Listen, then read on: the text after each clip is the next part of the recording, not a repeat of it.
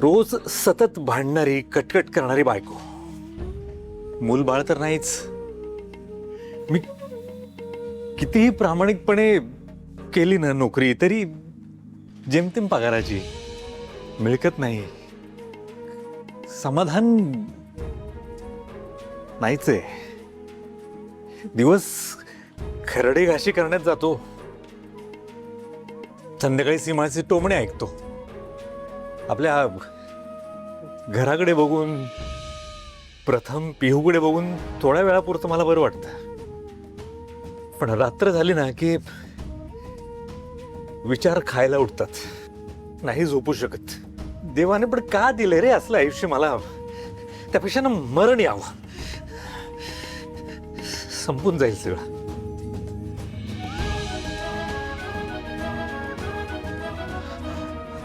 Sorry यार, frustrating आहे ना हे सगळं. जाऊ दे, तू सोड, जातो मी. नाही, प्रत्येकाच्या आयुष्यात फ्रस्ट्रेशन असतं, पण आता बोलतोयस ना, तर मग मन मोकळेपणानं बोल. त्याने स्वतःला त्रास होत नाही. बोल. मला नाही जमत आहे सगळं. एवढी वर्ष मी नोकरी करतोय पण नाही जमत आहे मला. माझ्या बरोबरचे सगळे पुढे गेले, बॉसच्या पुढे पुढे करून लाज घेऊन, पण मला नाही जमत.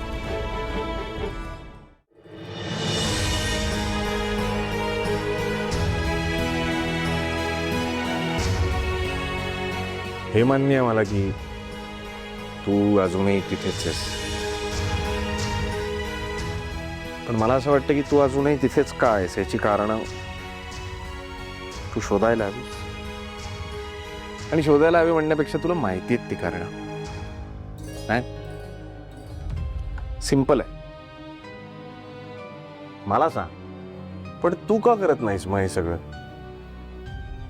तू असा विचार कर ना की हे सगळं होणं किंवा हे सगळं करणं जे तुझ्या आजूबाजूचे लोक करतायत ते करून ते तुझ्या खूप पुढे गेलेत.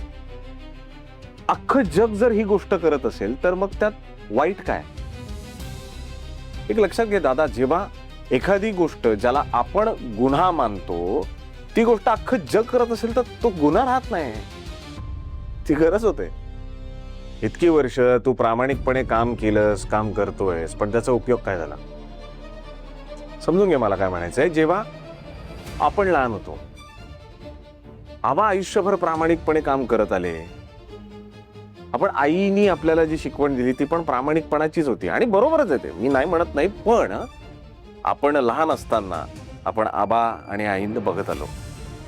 आबा आणि आईनी आपल्याला कायम एक गोष्ट शिकवली की प्रामाणिकपणे शिक्षण घ्या, त्यानंतर प्रामाणिकपणे तुम्ही तुमची नोकरी करा, लग्न करा, लग्नात प्रामाणिक राहा, मग एक छान घर घ्या, आणि मुलं बिलं झालं की मग झालं, तुमचं आयुष्य एक छान आहे.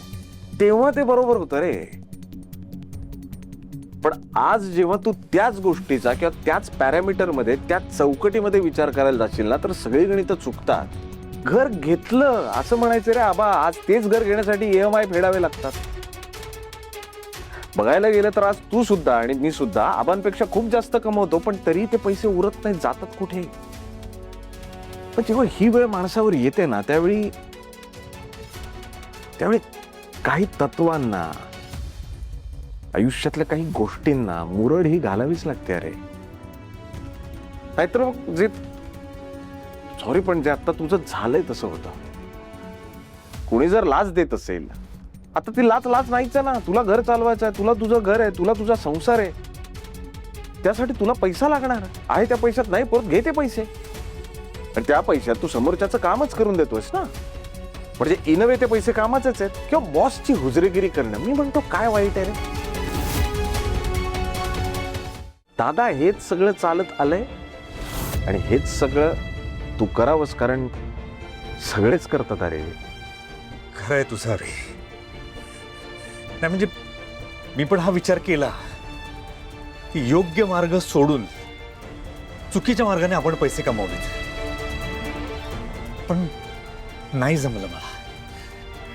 म्हणजे दुसऱ्या दिवशी मी आरशात जेव्हा स्वतःला पाहिलं असतं ना, लाज वाटली असती मला माझी. कसली आणि कशाची लाज? अरे जेव्हा सीमा वहिनी तुला पैशांवरून शिव्या देतात त्यावेळी कुणी येतं का त्या शिव्या ऐकायला? ज्यावेळी तुला आतून असं वाटतं एखादी गोष्ट तुला विकत घ्यायची, तुझ्याकडे पैसे नाही, तू नाही घेऊ शकत, त्यावेळी जे गिल्ट तुझ्या मनात असतं त्यावेळी येतं का कोणी की का रे बाबा ते पैसे का नाही घेतले? नाही बोलत ना. प्रॅक्टिकली विचार कर. अरे अख्खी दुनिया करते हे, आणि आता हे करणं हीच गरज आहे काळाची.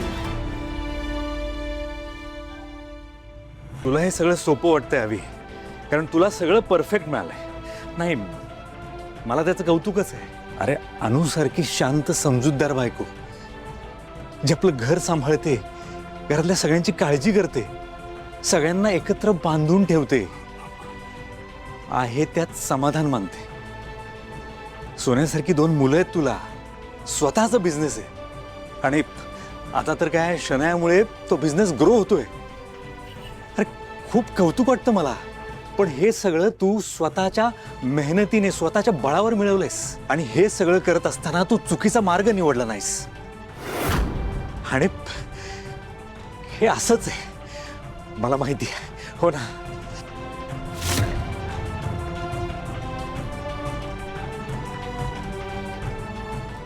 मला माहित होतं. अरे ह्या सगळ्या गोष्टीचा मी विचार जरी केला ना, लाच घ्यायचा, तरी मला गिल्टी फील होतं. पण तू नाही, तू कॉन्फिडंट आहेस. तू नको विचार करूस रे माझा. तू झोप झोप झोप. चल येतो मी.